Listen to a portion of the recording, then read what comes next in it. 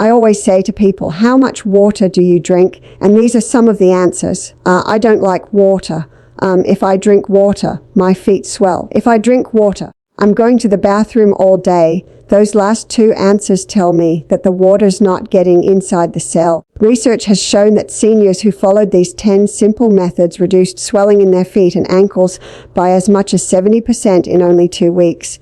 And the best part, some people begin noticing relief just hours after trying these techniques. If you deal with swelling in your feet, ankles, or legs, then you already know how uncomfortable it feels. Your shoes become tight, your legs feel heavy, and even basic activities like walking can become a struggle. But here's something many people overlook. Swelling is not only uncomfortable, it can also become a serious health concern. Today, I'll be sharing 10 effective ways to quickly reduce swelling in your feet, ankles, and legs. These are safe, practical methods created specifically for adults over 60. Before we get started, leave a comment below. Do your feet or ankles swell? And what time during the day does it get the worst? I read every comment, and hearing your experiences helps me make more helpful content for you. Now let's talk about why swelling is more serious than many people think. Swelling can lower oxygen delivery to your tissues, cause fatigue, reduce mobility, limit nutrients from reaching your cells, and lead to skin problems such as scaling and crusting.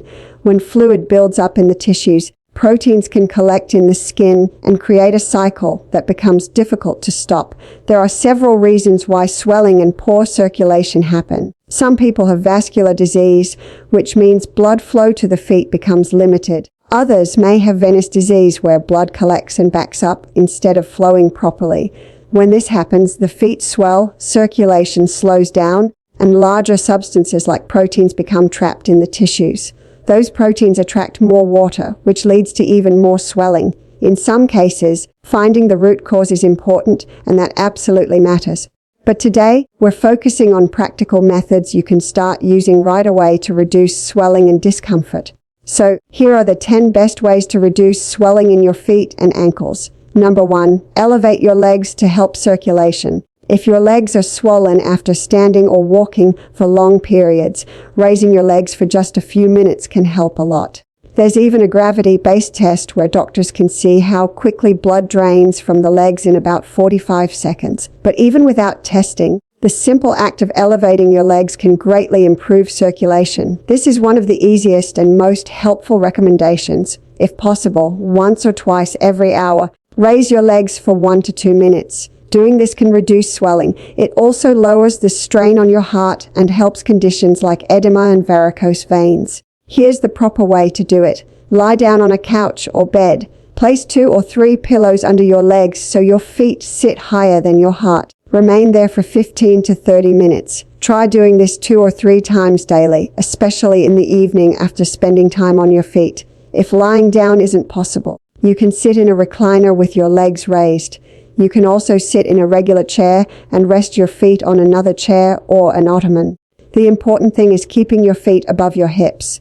Number 2, exercise to improve blood flow. Regular movement improves circulation in your feet and legs. After your heart, your muscles are the next strongest pump for moving blood through your veins. Whenever muscles contract, they squeeze the veins while small valves stop blood from flowing backward. This helps push blood back toward the heart and lowers swelling. That's why walking is so helpful. Walking, like jogging, and cycling all work very well. But for most seniors, walking is usually the best and simplest choice. Here's an old historical example that shows how important movement really is. In the Old West, one form of execution involved tying a person to a tree. Without movement or physical activity, fluid would build up in the body and place too much pressure on the lungs and heart. Within days, the person could die because they were unable to move. That shows how necessary movement is for healthy circulation. Exercise also activates a process called angiogenesis, which means your body creates new blood vessels to improve blood flow. Research shows that strength training and cardiovascular exercise are some of the best things you can do for overall health and longer life. For seniors, I suggest starting with 10 to 15 minutes of walking each day. Slowly work your way up to 30 minutes a day, 5 days a week. If mobility is difficult, Chair exercises can still help. You can move your legs, march in place while sitting, or do seated leg raises. Swimming and water aerobics are also excellent choices because water pressure naturally helps lower swelling during exercise. The water also reduces stress on your joints because of its buoyancy. Number 3, compression stockings. I'm a big fan of compression stockings, but they need to be used the right way. There's a proper approach and an improper one. If you want insurance to pay for compression stockings, be aware that it can be difficult. Most insurance companies usually won't approve coverage unless you have certain medical conditions that are officially diagnosed. If you plan to buy them yourself, they're easy to find over the counter now, and I'll explain what you should choose. Start with a compression level of 10 to 20 mmHg of mercury. That amount alone can create a noticeable improvement. Compression stockings apply pressure to your legs, which helps stop blood from collecting in the lower legs or flowing backward. Instead, they help move blood back up toward the heart. Begin with lighter pressure. Keep them comfortable. You don't want them to feel stiff or painful. That pressure helps blood return to the heart more efficiently. This can reduce swelling and help with blood clots and varicose veins. Here's what older adults should know. Compression stockings are sold in several pressure ranges. 8 to 15 mmHg of mercury, light compression for mild swelling. 15 to 20 mmHg of mercury, medium compression for everyday use if you spend long hours standing or sitting. 20 to 30 mmHg of mercury, firmer compression for larger amounts of swelling or varicose veins. 30 to 40 mmHg of mercury, very firm compression that usually requires a prescription. For most seniors dealing with everyday swelling, 15 to 20 mmHg of mercury is a good starting point. It gives helpful support without becoming too hard to put on, and yes, putting them on can be difficult at first. Here's a helpful method. Turn the stocking inside out until you reach the heel area. Place your foot into the foot section first, then slowly roll the stocking upward along your leg. If you need extra grip, rubber gloves can help. Put them on early in the morning before swelling begins. Wear them during the day while you're active. Remove them at night when you're resting in bed. Also, remember to replace them every 3 to 6 months because the compression weakens over time. Number 4, massage for quick circulation support. Massaging the feet and legs helps stimulate blood flow. I've had patients experience major improvement from massage. There are also easier options now. Foot massages and leg massages are much more affordable than they used to be. Personally, when I'm sitting at my desk, I use a foot massager and it helps a lot. Sometimes it even reduces sore muscles. I use it every day for around 10 to 15 minutes and I notice a strong effect in my calf muscles afterward. I simply feel much better. I strongly recommend trying them, especially since prices are now fairly reasonable. The same applies to leg massages. There are many very good choices available that can really help. Massage reduces muscle tightness and widens blood vessels. It also helps the body relax and lower stress. If you don't want to purchase a massager, self-massage works too. Use your hands and gently stroke upward from the ankles toward the knees. Apply pressure that feels gentle but steady. Do this for about 5 to 10 minutes on each leg. You can use lotion or oil to help your hands glide more easily, or you can ask a family member to help with a gentle massage. Even soft pressure and slow stroking movements can help move fluid away from the feet and ankles. Number 5, warm baths for better circulation. Warm baths are known to widen blood vessels and improve circulation. This helps oxygen and nutrients move through the body more easily. Personally, I enjoy Epsom salt baths. Epsom salt contains magnesium, and magnesium supports heart health and circulation. You can also add essential oils if you want additional benefits. Here's the correct way to do it. Fill your bathtub with warm water, not hot water. Add 1 or 2 cups of Epsom salt. Soak for about 15 to 20 minutes. Try doing this 2 or 3 times each week. The water should feel comfortable. Roughly 92 to 100 degrees Fahrenheit. Water that's too hot can actually increase swelling and place extra strain on the heart. If taking a full bath isn't possible, foot soaks can still help. Place warm water and Epsom salt into a basin and soak your feet and ankles for around 15 minutes. Number 6, ankle rotations to stop blood from pooling. Simple foot movements can help a lot. Moving your feet up and down or rotating your ankles helps circulation. If you're sitting on a plane, working at a desk, or even pressing your feet against the floor, Those movements activate your muscles and help direct blood back to the heart. Very basic exercises are recommended. Moving your feet up and down and pressing against the floor can make a real difference. When I'm sitting on an airplane, I even imagine doing squats in my seat. 5, 6, 7, 8, 9, 10. It greatly improves circulation even when you aren't moving around much. This type of movement is called isometric exercise. Simple exercises like these help reduce swelling and discomfort. Your calf muscles act like powerful pumps for circulation. Here are a few exercises you can start doing right away. Point your toes downward, then pull them upward toward your shin. Repeat this 10 times. Rotate your ankles in circles 10 times clockwise and 10 times counterclockwise. While seated, keep your toes on the floor and raise your heels upward. Hold for 3 seconds. Lower them and repeat 10 times.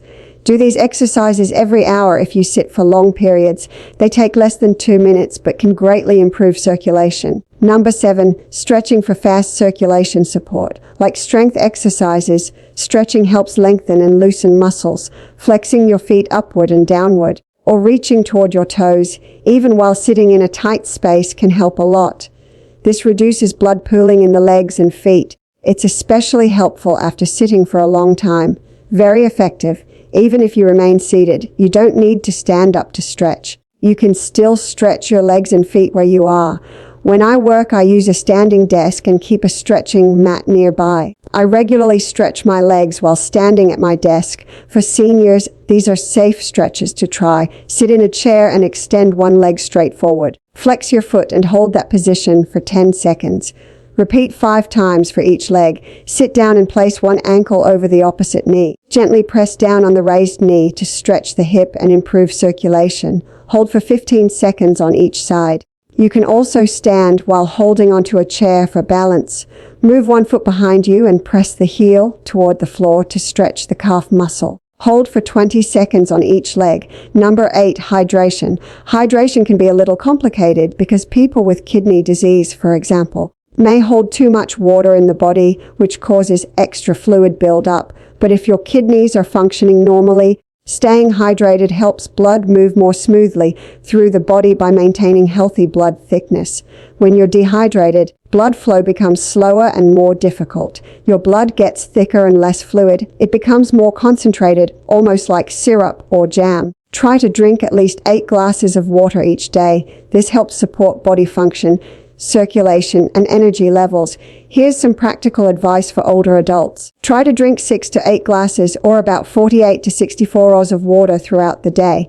Don't drink large amounts all at once. It's also a good idea to stop drinking water about 2 to 3 hours before bedtime so you don't have to wake up often during the night to use the bathroom. If you have kidney disease or heart failure, follow your doctor's advice about how much fluid you should drink. Some people may need to limit fluids. A few signs of good hydration include pale yellow urine, not feeling thirsty often, and skin that quickly returns to normal after being gently pinched. Number 9, avoid sitting with crossed legs for better circulation. Crossing your legs for a short period is usually okay. It can even help stretch parts of your body like the hips, glutes, and hamstrings, but staying in that position for too long may reduce circulation. It places pressure on certain veins, which can create circulation problems over time. In rare situations, nearby nerves can also become compressed. Try sitting with both feet resting flat on the floor and switch positions often. A physical therapist I know recommends changing positions every 15 minutes. Legs apart, legs together, legs crossed, legs stretched out, then continue rotating through those positions every 15 to 30 minutes. This can even help while watching television. Moving regularly stretches muscles, while sitting still for long periods allows blood to collect in the legs.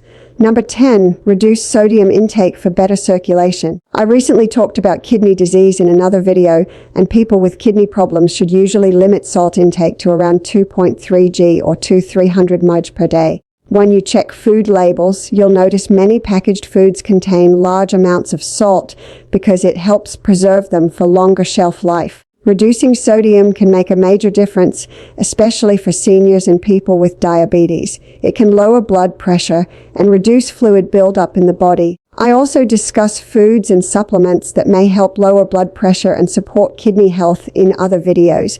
For most older adults, here's a simple guideline. Keep sodium between 1,500 and 2,300 mg daily. Avoid adding extra salt at the table. Check nutrition labels carefully. Anything above 400 mg of sodium per serving is considered high. Try to stay away from processed foods, canned soups, deli meats, frozen meals, and salty snacks. Use herbs and spices for flavor instead of salt. Too much sodium causes the body to hold extra water, which directly increases swelling in the feet and ankles. And now, here's the important secret I mentioned earlier. You need to combine all of these methods together. Most people I examine have mechanical imbalances. What that means is when I examine the foot, ankle, and muscles with ultrasound, I often find swelling, soreness, and inflammation. Certain muscles and joints become irritated and painful. That inflammation contributes to swelling in the feet, ankles, and legs. If the mechanical problems aren't corrected, the swelling usually continues no matter what else you try. So, if these methods aren't helping enough, you might need a biomechanical evaluation. That means checking the way you walk, how your feet move, whether you have flat feet or high arches, and whether your shoes properly support your body. Start with better footwear. Supportive shoes and proper insoles can make a noticeable difference very quickly. Joint discomfort often decreases right away, and over the next several days or weeks, swelling and soreness improve. That helps you stay more active. And as you walk more, circulation improves, muscles become stronger, and new blood vessels develop. After 1 week, 2 weeks, and 3 weeks, recovery begins to build. You grow stronger, and your cardiovascular system starts functioning more efficiently. At first, compression stockings can help move fluid upward through the legs. They often make a big difference. Later, as strength and flexibility improve, many people rely on them less because the body begins functioning more naturally again. That means you're making progress. This is the biggest secret, and it helps more than 90% of my patients. At the same time, serious conditions involving the kidneys, liver, heart, or blood pressure must still be treated properly. Those conditions require medical care in addition to lifestyle changes. Here's when you should contact a doctor. Get medical help immediately if swelling suddenly appears in only one leg and becomes severe. That may be a blood clot. Seek urgent care if you have chest pain or trouble breathing along with leg swelling. If the swollen area becomes red, hot, and painful, it may be an infection. Severe stomach pain together with leg swelling also needs medical attention. Schedule a doctor's visit soon if swelling hasn't improved after trying these home methods for 2 weeks. Also, contact your doctor if the swelling keeps getting worse, if you begin having shortness of breath while lying down, or if your shoes suddenly stop fitting when they used to fit normally. Now, let's go through a practical action plan. Week 1, elevate your legs 3 times daily for 15 to 30 minutes each session. Start wearing compression stockings rated at 15 to 20 mm during the daytime. Begin walking for 10 to 15 minutes every day. While sitting, do ankle circles and stretches every hour. Week 2, continue everything from week 1. Add Epsom salt foot soaks or baths 2 to 3 times weekly. Begin cutting back on sodium by reading food labels and avoiding processed foods. If possible, use a foot massager for 10 to 15 minutes per day. Weeks 3 and 4, continue all previous habits. Increase walking time to 20 to 30 minutes daily if comfortable. Check your footwear carefully. Make sure your shoes fit correctly and provide solid support. If swelling still hasn't improved much, think about visiting a podiatrist. Here's my challenge for you. Use at least 5 of these 10 methods for the next 30 days. Pay attention to your progress. See whether swelling improves. Notice whether your energy levels change. See if walking becomes easier and more comfortable. Then return to this video and share your results in the comments. Which methods helped the most? Your experience may help another person dealing with the same problem. If this information was useful to you, leave a comment and tell me which of these 10 methods you want to try first. Share this video with someone struggling with swollen feet or ankles. Subscribe to the channel for more practical health information created for adults over 60. I'm here to help you better manage your health with research-based advice. Thanks for watching.